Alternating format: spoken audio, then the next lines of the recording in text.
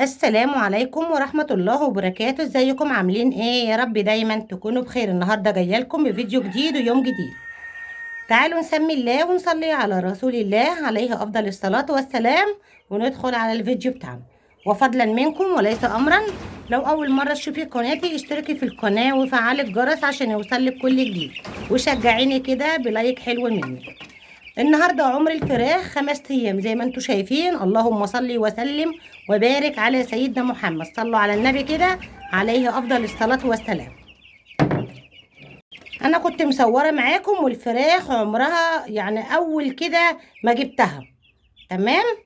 فانا النهارده عمر الفراخ 5 ايام، قلت اقول لكم عملنا ايه من العمر الرابع والخامس والسادس، تمام. زي ما احنا قلنا في الفيديو اللي فات، اول 3 ايام اهم حاجة نستقبل الفراخ على معالج الجفاف. دي اهم حاجة، نستقبل الفراخ على معالج الجفاف 4 ساعات، تمام.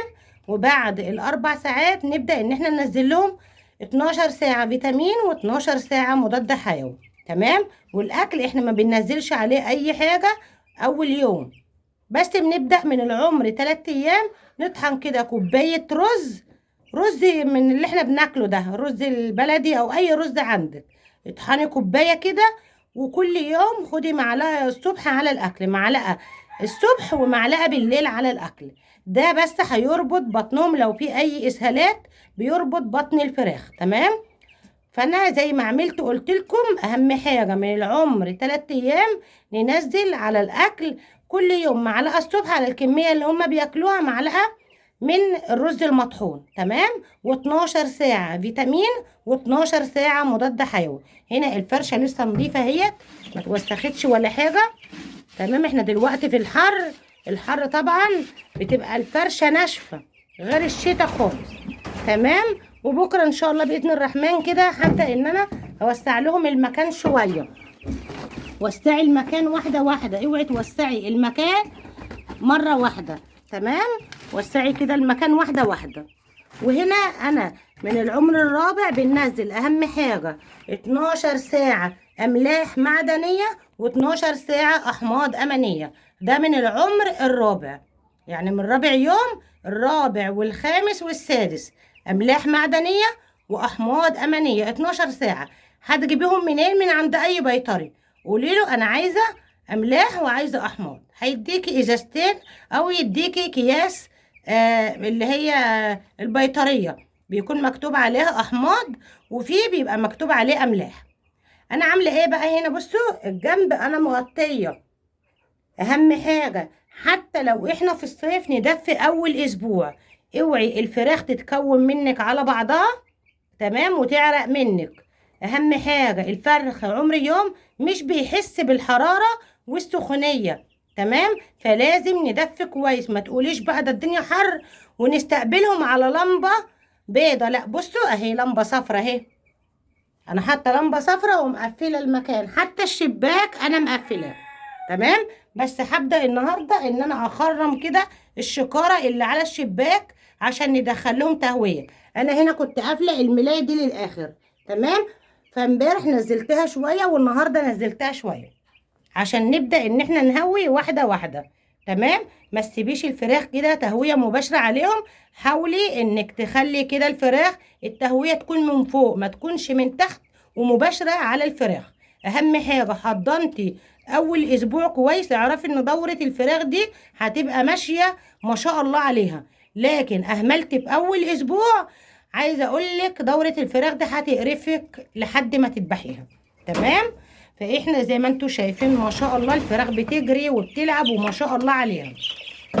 والاكل زي ما قلت لكم ما نزلتش عليه غير الرز المطحون بس. وهنا الميه منزله 12 ساعه احماض امينيه و12 ساعه املاح معدنيه، تمام. احماض امينيه واملاح معدنيه. العمر السابع ده يعني احنا بقى بنبدا بقى من الخلطات. باذن الرحمن هصور معاكم اليوم السابع واقول لكم هنعمل ايه. هنا زي ما انتم شايفين انا هنا فرشه شكاره، عشان في واحده سالتني وبتقول لي انت ليه بتحطي شكاره تحت النشاره وجيه. بصي يا حبيبه قلبي، عشان لما بتشيلي الفرشه وتغيري بتشيلي الشكاره دي كلها بالنشاره اللي عليها، بتشيل الشكاره مره واحده بكل النشاره اللي عليها والجير، وبتفرشي واحده تانية وتبداي ان انت تفرشي للفراخ. غير بقى لما تحكي كده من تحت الفراخ وهي موجوده في نفس المكان، او تنقليها في مكان تاني وتتعب منك. تمام، انا بعمل كده، بسيبهم في نفس المكان وبشد الشكاره بالوساخه اللي عليها كلها، وبعد كده بنبدا ان انا ننزل من تحت رجليهم شكاره تانية نضيفه. اهم حاجه تكون متطهره بالكلور طبعا كويس.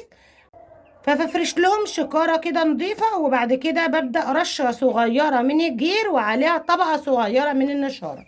تمام. عايزه اقول لكم بقى الطريقه دي سهله جدا جدا في الفرشه. الطريقه دي حلوه ومش بتتعبك بقى وفرهده الصيف والكلام ده، وما تقلقيش خالص على فراخك من الشكاره اللي هي تحت الجير والنشاره. تمام. اهم حاجه زي ما قلت لكم نهوي، واهم حاجه الخلطات والاعشاب اللي احنا بنقول عليها. تمام. واهم حاجه حبايبي اول اسبوع ده بيعتمد على نجاح الدوره وفشل الدوره.